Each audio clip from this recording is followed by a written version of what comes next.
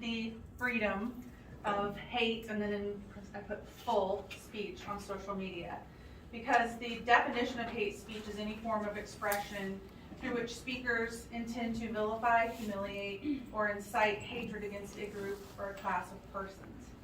And so I searched all over the social media platforms, and some of the things, so this little icon here is like all the social media platforms, shooting a bullet through, forgot my glasses today, hate speech and free speech.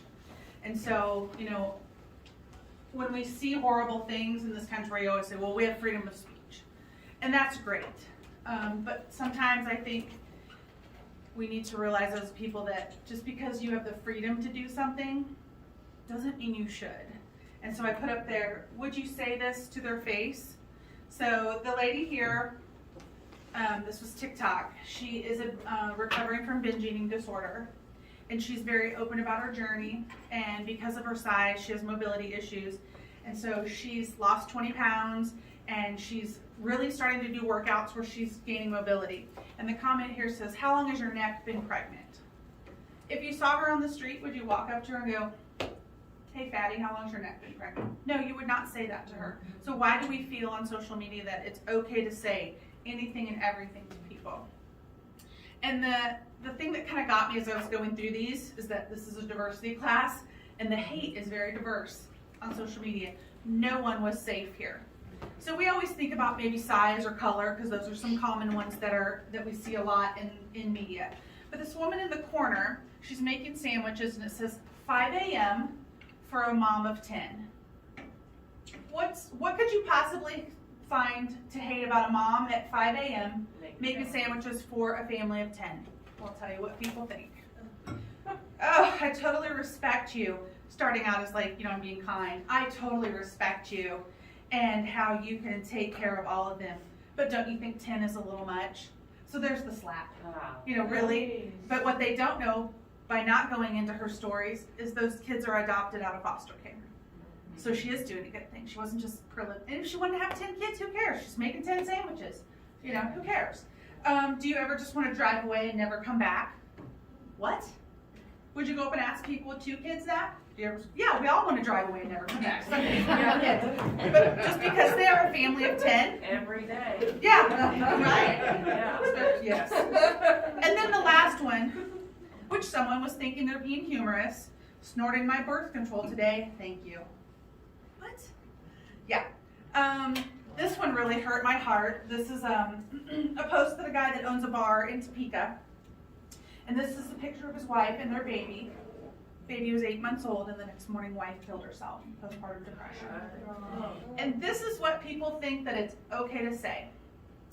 I know I'm supposed to have empathy and all that. Here comes the but, which just cancels everything they just said. Yep. I can't. If you can do this to your child, you're selfish as fuck. The world isn't about you or what you feel once you have a child. It's about your child.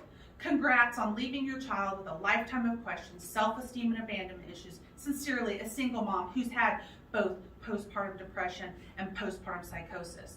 So because she's recovered from it, this other person is horrible. How about the fact the person you're crucifying is dead? So you're putting it out there. You're talking about the pain she caused her child. What about the pain you're causing her child? Because it's on the internet forever, and she's going to see that.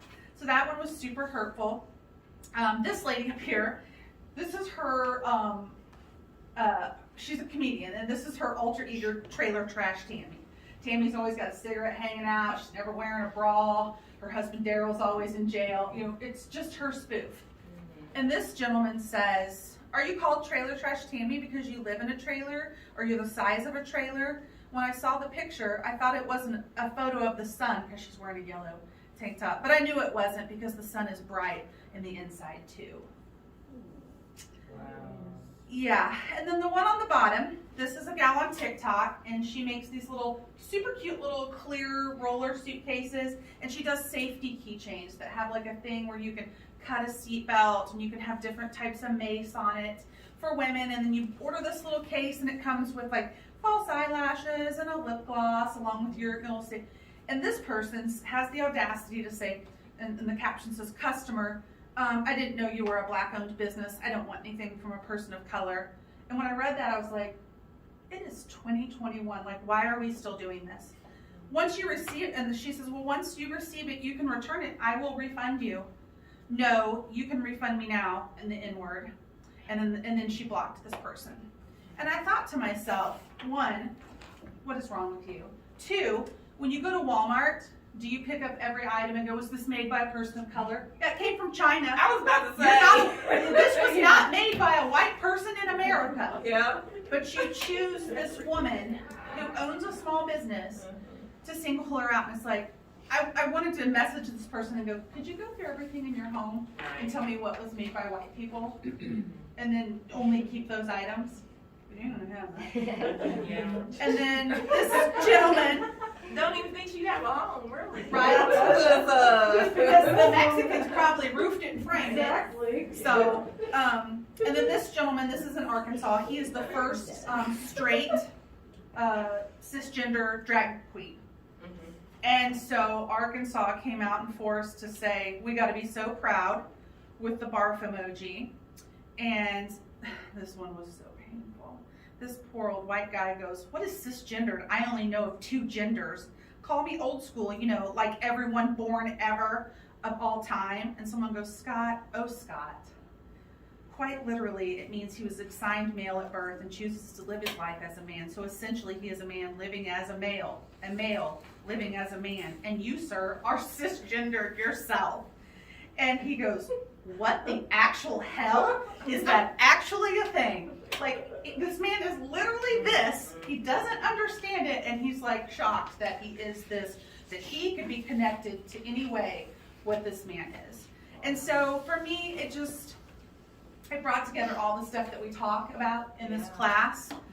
Different genders, family sizes, your race, postpartum, you know, mental health issues. Yeah. And I do want to say, when I was going through Facebook, that more than ever, I've gone into posts that would have typically been very inflammatory, and there's been a message at the top of the comments that says, we have removed hate speech from these comments that promote violence and hate.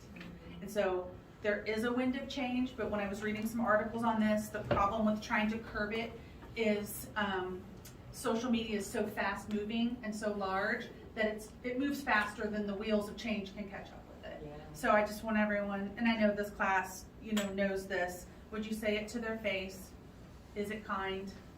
Is it necessary? So, yeah. Thank you. Do you- Yeah, you-